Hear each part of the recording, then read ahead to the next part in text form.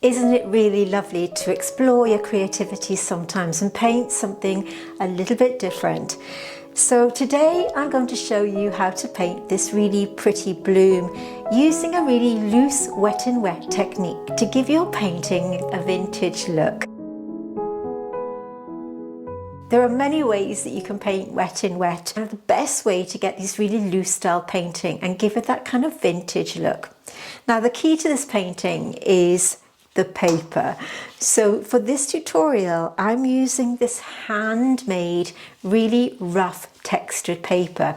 You can of course use any watercolor paper, but I highly recommend something that's really absorbent. Now this is a kind of handmade rag paper.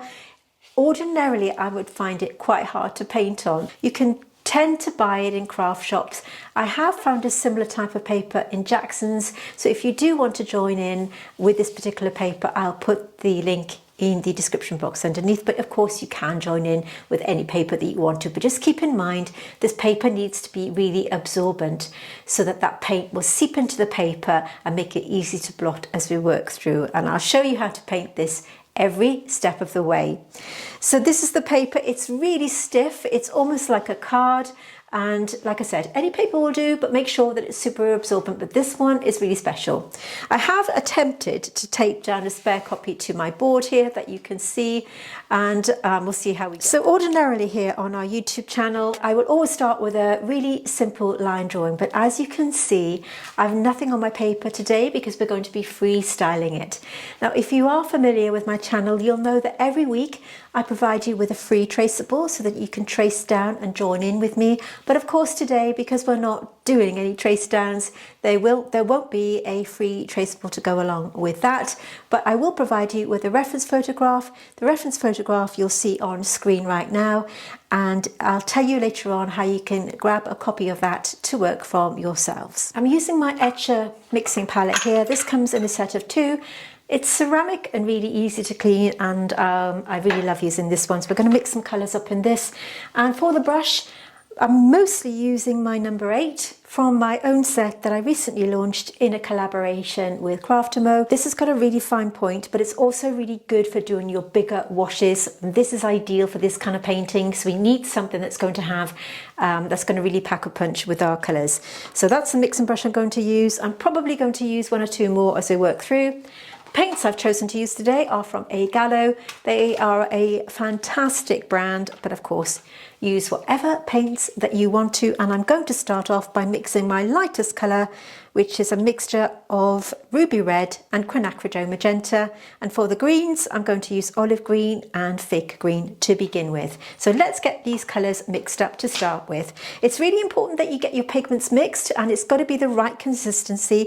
And for this painting, we're talking about a lot of water. For this kind of painting, the more water, the better. So always use a lot more water than you think you're going to need. So I'm adding plenty of water in these little wells here, ready to mix up those colours.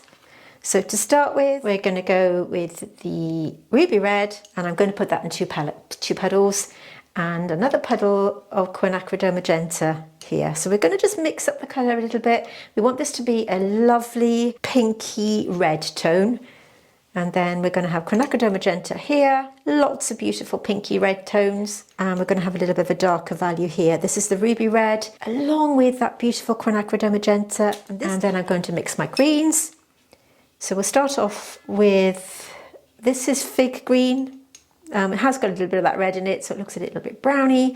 So we have fig green, and to that I'm going to add olive green. Now they are going to be really watery to start with, but that's exactly what we want. So fig green and olive green. Really, really watery colours, and that's what we're looking for to start our painting. I have taped my painting down to my watercolour board, my paper down to my watercolour board like this.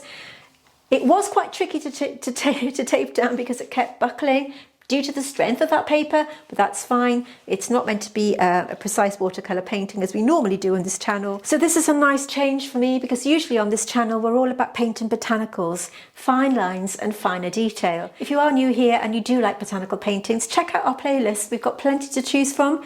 And you may want to consider subscribing to our channel because we launch every single Tuesday. And if you hit that little bell on the side there, you'll be notified every time I upload new content, and that way you won't miss out on our tutorials. Okay, so let's make a start. Just cleaning my brush in that puddle of water there, making sure that I've got a nice clean brush to begin with. So this time we are just really guessing our shapes, okay? You can see the colour that I've picked up here, and we're going to go with a kind of loose circular shape like this, always adding more water to create that lovely shape. So really watery, just creating a kind of curved shape like this. Really, really gentle. And if you drop it, it doesn't matter. And just kind of work around. You're looking at this sort of looser shape. Just follow a little curve shape like that. That's all you're doing. And as you work down, just pick up a darker colour.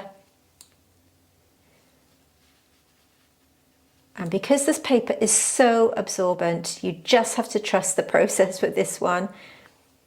Just keep adding your water. If you find that it's sticking, just keep adding more water like this. We're just doing these really random shapes.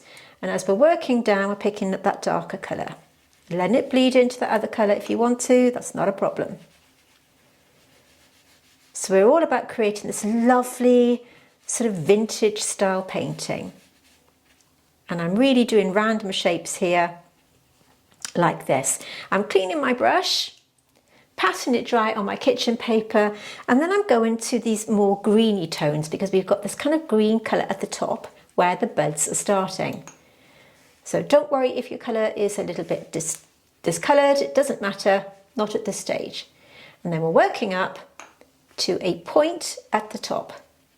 Okay, so you can see this kind of shape creating before your eyes. This is all wet, so I'm just bringing this line down, letting it bleed into those colours, working down. The reference photograph that I'm working from, by the way, is just a guide. I'm not doing it exactly to the photo, but you can see the shape that I'm creating with this flower. Using my brush to mix up that green, and then I'm just making up a sort of leaf colour. I'm actually going to add a little bit more green to that. So let's just make it a bit more green. I'm also adding a tiny bit of harbour blue just to brighten it up a little bit. You could use sap green for this, any kind of colour like that. So bring it down, and then with your brush, create a little squiggle, and then just bring that line up like this. So this is our first wash. And then again, I'm just adding that line coming up and just doing some squiggles. Really, really simple. And these are going to be our random floating flowers to create the scene, to finish off that scene. Like this. So all about enjoying the process and having fun. Now you'll notice how kind of bright, you'll notice how these colours are drying into one another, and you just want to make the most of that and let that paint do the work for you. Because this paper is super absorbent, it's going to be really, really different to work with compared to what you might be used to. I'm going to pick up another brush. This is my number 2 brush from my own set. Again, this is the Craftamo set, which I will link in the description box. And I'm just using the tip of that just to pull out some shapes and add it to that line that I've applied already. And again, using this darker value, this is to drop in that darker green, right at the base of these flower heads. Dropping it in and letting it do the work for you. Now, at the start of this video, I mentioned to you that we provide you with weekly outlines and reference photographs. Of course, this week we don't have an outline to work from because we're freestyling, which means that we are just painting that paint directly onto the paper. But I am using a reference as my guide, and it is just a guide. And if you do want to have access to that, I'm going to put it right at the end of this video. So do watch the video until the end, where you can pause the video, screenshot it and print it out that way. But as of around mid-October this year, 2023, all of the outlines and references, where applicable, will be over on my Patreon. If you're a member of my Patreon already, you will know that I provide you with a free digital version of the outlines to trace from when we use them. So you'll already been having access to that for quite a long time. But since mid-October 2023, you can join my Patreon for free to have access to the digital outlines and the reference photographs where we use them, and you can just join Patreon for free for that, and you can have a little mooch around. And to join up, all you need to do is click on the link, which I will put in the description box, and you can have access to the line drawings and references from there. So speaking of Patreon, if you are interested in botanical painting and you want to really level up your painting game, just take a look at what you can get. Are you an aspiring artist looking to take your skills to the next level? Or perhaps you're looking for fresh inspiration? Then you may want to consider joining our Patreon. Our Patreon tutorials have much more in-depth instructions and are a much slower pace, and depending on the membership level you choose, you can have personalised feedback from me and video calls. Unlike our YouTube tutorials, our Patreon art classes focus on really learning the art of botanical painting, and I will guide you step by step through the technique and skills you will need to learn and improve your botanical art.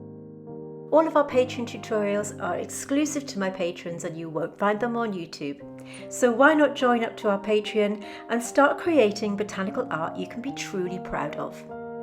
You can join and leave Patreon at any time, so do consider taking a look, and we'd love to see you there. And of course we have got that mentorship and coaching level where you can have one-on-one time with me via video messenger, be it Zoom or Facebook Messenger, and I can help you increase your watercolour skills. Okay, so this is still drying at this point. I'm picking up that darker mix that I did and I'm just dropping it in using my number 2 brush. Some of these at the base are slightly darker, and you can see how that is just taking that paint and doing that work for you, letting it merge into that beautiful pink tone that we've applied. So at the base of these, like this.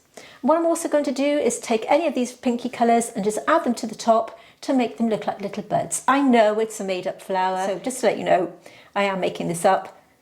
I just like the look of this composition and I think it looks really, really cool.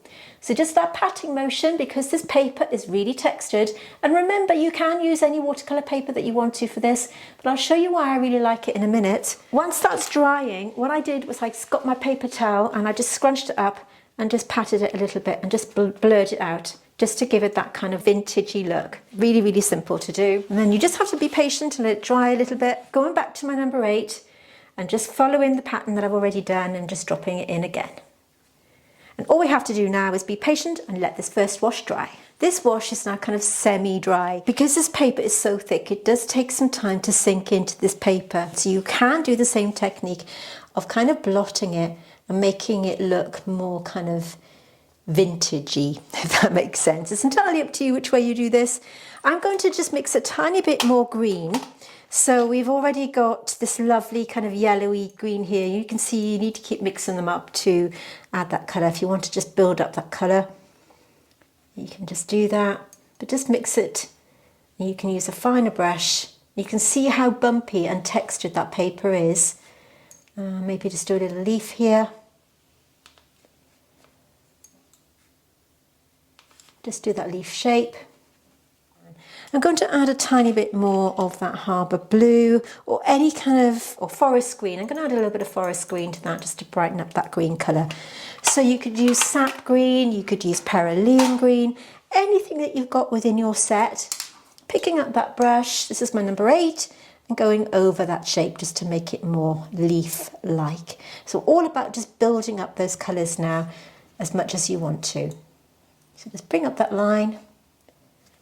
Going back to my number 2 brush, and at this point we can start to just add a little bit more detail and give them some more definition if you want to.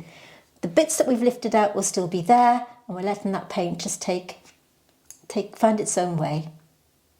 Okay, if you want to just add some darker colours here and there.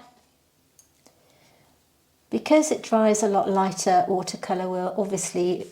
So I'm just going to add. The thing I like about this type of painting is it doesn't really matter if that paint bleeds into the existing wash.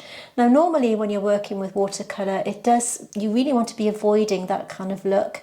But for this painting, it's all about just letting that paint bleed into the other colours to give it that lovely, looser feel. You don't even have to use these colours. You can use whichever colours that you have within your own set. And I'm just doing little blobs of paint here, dropping it in. You can add a bit of darker value here and there.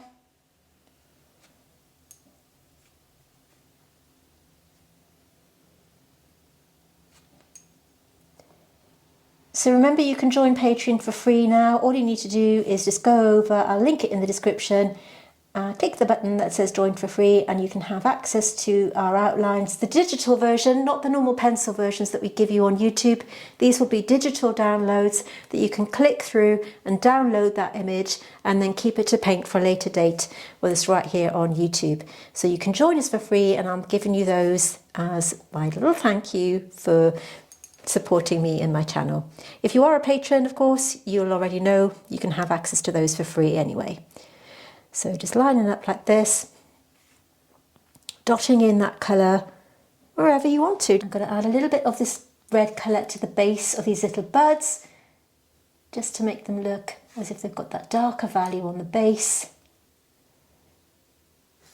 And just clean the brush, and then you can push that paint around if you want to, wherever you want it to go. Look how that paint is just naturally bleeding into that existing colour. You can push it around, dropping it in, and just creating really loose, dreamy style watercolour paintings.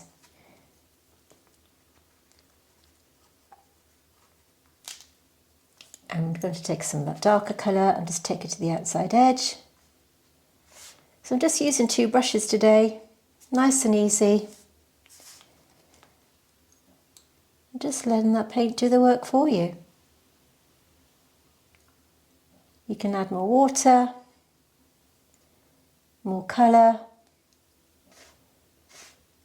and just create these cute little buds. Just adding some texture here and there. Bring that line down. Notice how much water I'm using for this.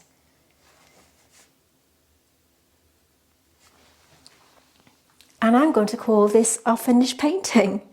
I really enjoyed using this paper and this really different method of applying my paint. It's so different to me as a botanical artist, just having the freedom to use watercolour as an expression and just get it onto the paper and have fun with it.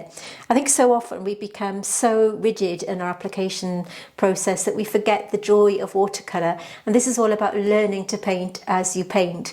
So for this beauty, you can use whatever colours that you want to, you can use whatever paper you want to, but I do like this kind of handmade look to give it that really vintage feel. I really hope that you've enjoyed this video. If you have, could I ask you please to give it a thumbs up by hitting that like button down below. It'll really help me, and it's a way of letting YouTube know that you've enjoyed my content, and it means that more people can see it. This is such a great one to do on a lazy Sunday afternoon. Grab yourself a cup of tea and sit down with your paints and your paper and just let your creativity flow. I really hope you've enjoyed this tutorial, so let's just take a moment to appreciate the finished painting.